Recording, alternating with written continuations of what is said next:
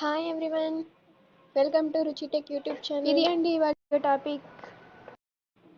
First of all అయితే మనం jobs గురించి డిస్కస్ చేద్దాం, మిగతా క్వశ్చన్స్కి ఆన్సర్స్ తర్వాత చూద్దాం, ఓకేనా? First of all after A diploma job opportunities ఏమేమి ఉంటాయి, ఎంత శాలరీ ఉంటుంది ఏంటి అని డిస్కస్ చేసుకుందాం. ఇది చాలా యూస్ఫుల్ అవుతుందండి. ఎవరైనా సరే 10th క్లాస్ వాళ్ళైనా సరే ప్రజెంట్ డిప్లొమా చదువుతున్నా కూడా మోస్ట్లీ డౌట్స్ ఉంటాయి కదా, వాటన్నిటికి ఆన్సరే ఈ video. So it is a special video, don't miss it. Okay, first of all చూడండి ఎన్ని టైప్స్ ఆఫ్ జాబ్స్ ఉన్నాయో ఫస్ట్ చూద్దాం. ఫస్ట్ ఏమో core engineering jobs, second IT and computer applications side, తర్వాత గవర్నమెంట్ సెక్టర్లో ఉంటాయి, అండ్ దెన్ ప్రైవేట్ సెక్టర్లో కూడా జాబ్స్ ఉంటాయి అన్నమాట. మళ్ళీ మీకు కింద డిస్క్రిప్షన్ ఇచ్చాను కదా, ఏది ఇప్పుడు గవర్నమెంట్ సెక్టర్ జాబ్స్ ఉన్నామనుకో దాంట్లో ఏమేమి జాబ్స్ ఉన్నాయో కింద మెన్షన్ చేశాను. సో అక్కడ ఒకసారి చూడండి. ప్రైవేట్ సెక్టర్ అంటే టెక్నీషియన్ కానీ ఇక్కడ దాంట్లో కింద ఉన్నాయి కదా, సో ఎక్కడైనా సరే మీ ఇంట్రెస్ట్ని బట్టి దాంట్లో సబ్ రోల్స్ ఉంటాయి, వాటిని బట్టి మీరు సెలెక్ట్ చేసుకోవచ్చు, ఓకేనా? మామూలుగా అయితే కొంతమంది గవర్నమెంట్ సెక్టర్ జాబ్స్ మీద ఇంట్రెస్ట్ ఉంటుంది, కొంతమందికి ప్రైవేటు, అలా కొంతమందికి వాళ్ళు చదివిన బ్రాంచ్ రిలేటెడ్ వర్క్ చేయాలని ఉంటుంది కదా. ఇంకా మామూలుగా చెప్పాలంటే సిఎస్సి వాళ్ళకి కంప్యూటర్ రిలేటెడ్ చాలా ఉంటాయి. నెక్స్ట్ అవే కాకుండా ఇక్కడ health care and paramedical roles అని కూడా ఉంటాయి. అంటే దీంట్లో ఏమేమి వస్తాయి, ల్యాబ్ టెక్నీషియన్ కానీ, రేడియాలజీ టెక్నీషియన్, ఫార్మసీ అసిస్టెంట్, లేదంటే కొంతమంది సెల్ఫ్ ఎంప్లాయ్మెంట్ అంటే వాళ్ళందుకు వాళ్ళే బిజినెస్ స్టార్ట్ చేయాలనుకుంటారు కదా, అలాంటి వాళ్ళు కూడా సెల్ఫ్ ఎంప్లాయ్మెంట్ స్కీమ్స్ కింద ఇవన్నీ చేయొచ్చు అనమాట. లాస్ట్లో ఏంటి, కొంతమంది డిప్లొమాతోనే ఎండ్ కాకుండా next further BTech next MTech అలా చేస్తుంటారు. ఫర్దర్ స్టడీస్కి కూడా ఎక్కువ స్కోప్ ఉంటుంది వైల్ డూయింగ్ డిప్లొమా, ఓకేనా? డైరెక్ట్ మీకు తెలుసు కదా, డిప్లొమా చదివిన వాళ్ళు డైరెక్ట్ లేటరల్ ఎంట్రీ అంటారు, బీటెక్ సెకండ్ ఇయర్కి జాయిన్ అయిపోవచ్చు. అంతే. తర్వాత ఇవే కాకుండా ఇంకా ఫస్ట్ శాలరీ ఏముంటుంది అవన్నీ డిస్కస్ చేద్దాము. First of all as a ఫ్రెషర్గా ఎంత ఉంటుంది, కోర్ ఇంజనీరింగ్ అంటే మెకానికల్ వాళ్ళు కానీ సివిల్ కానీ ఎలక్ట్రికల్కి స్టార్టింగ్ ఎంత ఉంటుంది, 15,000 నుంచి 25,000 ఉంటుంది, ఎంట్రీ లెవెల్ జాబ్స్ అంటారు.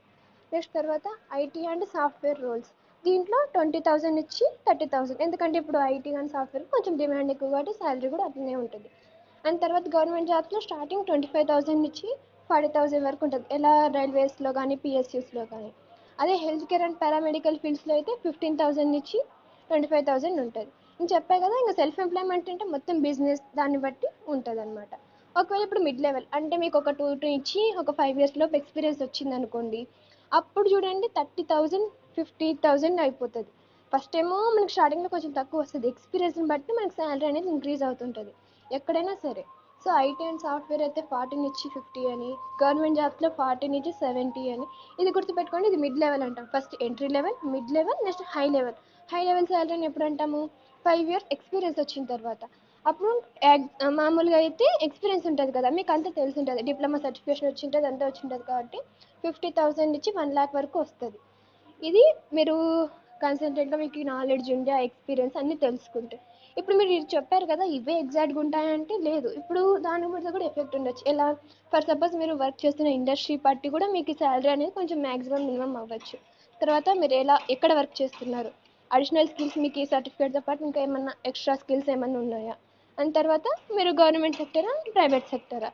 ఎందుకంటే ఇప్పుడు గవర్నమెంట్ సెక్టర్ అనుకోండి కొన్ని ఆపర్చునిటీస్ ఉంటాయి, అంటే ఫ్రీ మెడికల్ కానీ పిఎఫ్ అట్లా అంటారు కదా, అట్లా కొన్ని ఫ్రీ ఉంటాయి అన్నమాట. అదే ప్రైవేట్లో మీకు తెలుసు కదా యాజ్ యూజువల్. ఇది అనమాట. మీరు ఇవన్నీ జాబ్స్ చేసుకుంటూ కూడా బీటెక్ చదవచ్చు అనమాట, ఓకేనా? అండ్ తర్వాత ఎక్కువ మంది ఏం చూస్ చేసుకుంటున్నారు అంటే ఆఫ్టర్ డిప్లొమా మామూలుగా కోర్ ఇంజనీరింగ్ జాబ్స్ సైడ్ వెళ్ళిపోతున్నారు అనమాట. ఓన్లీ 20-30% మాత్రమే హయ్యర్ స్టడీస్ కంటిన్యూ చేస్తున్నారు, ఓకేనా? మెజారిటీ డిప్లొమా చేసేది మోస్ట్లీ ఎందుకు, ఫైనాన్షియల్గా సపోర్ట్ చేయడానికి, ఫ్యామిలీకి తొందరగా సెటిల్ అవ్వడానికి. ఇదే కదా main intention most of the students. కొంతమంది లేదు మేము జాబ్ చేస్తూ కూడా బీటెక్ కంటిన్యూ చేస్తారు, లేదా ఫస్ట్ మేము స్టడీ మీదే ఫోకస్ చేస్తామనేసి ఓన్లీ బీటెక్ మాత్రమే చదువుతుంటారు, ఓకేనా? ఇంకా తర్వాత మనము స్టార్టింగ్లోనే డిస్కస్ చేసుకున్నాం 3 paths ఉన్నాయని. థర్డ్ది ఎంతమంది చూస్ చేసుకుంటున్నారు అంటే 10%, ఏదో చిన్న చిన్న ఇండస్ట్రీ అట్లా స్టార్ట్ చేస్తూ ఇప్పుడు టాప్ ఎంటర్ప్రీనర్స్ అయినారనమాట. అది మీ ఇష్టం, ఎలా అన్నా చేయొచ్చు. ఇప్పుడు జాబ్ రిటెన్షన్ పోస్ట్ డిప్లొమా చూస్తే ఎవరైతే సరే అంటే స్టూడెంట్స్ ఉంటారు కదా, వాళ్ళ పర్సంటేజ్ అనేది ఇంక్రీజ్ అవుతూనే ఉందన్నమాట. వాళ్ళు పిఎస్యూస్లో కానీ కన్స్ట్రక్షన్లో కానీ వెంటనే ఆఫ్టర్ డిప్లొమా వెళ్ళిపోతున్నారు, ఓకేనా? నెక్స్ట్ తర్వాత మీకు ఇంకా నెక్స్ట్ ఏం చూద్దామంటే, ఇప్పుడు ఇదంతా చూసేసాం కదా, నెక్స్ట్ ఏంటి అంటే ఇప్పుడు కోర్ సబ్జెక్ట్స్ అసలు ఏముంటాయి డిప్లొమాలో. అసలు డిప్లొమాని ఎందుకు చూసుకోవాలి అంటే దీంట్లో ప్రాక్టికల్ నాలెడ్జ్ అనేది ఉంటుంది. దాంట్లో కోర్ సబ్జెక్ట్స్ అన్నాం కదా, కోర్ సబ్జెక్ట్ అంటే మీరు ఏదో అనుకోవద్దండి, ఏదైతే బ్రాంచ్ చదువుతుంటారో ఆ బ్రాంచ్కి రిలేటెడ్ సబ్జెక్ట్స్ని కోర్ సబ్జెక్ట్స్ అంటారు. ఆ కోర్ సబ్జెక్ట్స్లో మనకి ఏమొస్తుంది, ఫౌండేషనల్ నాలెడ్జ్ అంటే అసలు బేసిక్స్ నుంచి ఉంటాయి అన్నమాట. సో అది ఒకటి.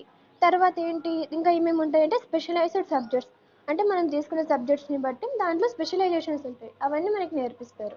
సెకండ్ది ఏంటి అంటే ప్రాక్టికల్ ట్రైనింగ్. ప్రాక్టికల్ ట్రైనింగ్ అంటే నథింగ్ బట్ ల్యాబ్స్ ఉంటాయి, వర్క్షాప్స్ ఉంటాయి. సో మనం రియల్గా చూడడం వల్ల వాటి యొక్క నాలెడ్జ్ అనేది మనకి వస్తుంది, దాన్ని ప్రాక్టికల్ ట్రైనింగ్ అంటారనమాట. నెక్స్ట్ ఇంకా ఏంటుంటుంది, మనకి ప్రాక్టికల్ ట్రైనింగ్లోనే ఇంటర్న్షిప్స్ కూడా చేపిస్తారు. ఇంటర్న్షిప్స్ అంటారు, కొంతమంది ట్రైనింగ్ అంటారు, ఏదైనా అది వర్క్. నెక్స్ట్ తర్వాత స్కిల్ డెవలప్మెంట్ అంటాం. స్కిల్ డెవలప్మెంట్ అంటే ఏంటి, టెక్నికల్ స్కిల్స్ కానీ సాఫ్ట్ స్కిల్స్ కానీ ఇవన్నీ డెవలప్ చేసుకోవచ్చు అనమాట వైల్ డ్యూరింగ్ డిప్లొమా. దాంట్లోనే మనకి సెమిస్టర్లో సబ్జెక్ట్స్ ఉంటాయి, వాటి వైజ్గా మనం చేస్తాం. ఓకేనా.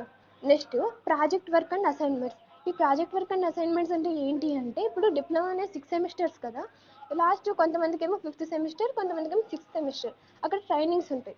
ఆ ట్రైనింగ్స్లో కూడా దానికి ముందు ప్రాజెక్ట్స్ అనేది చేపిస్తారు, అవి మనం చేయడం వల్ల మనకి కొంచెం నాలెడ్జ్ అనేది వస్తుంది అనమాట. నెక్స్ట్ తర్వాత ఏంటి, డ్యూరేషన్ అనేది చూసుకుంటుంటే మీకు తెలుసు కదా, డిప్లొమా అనేది 3 years అనమాట. సో కొంచెం ఈజీగానే అయిపోతుంది 3 years.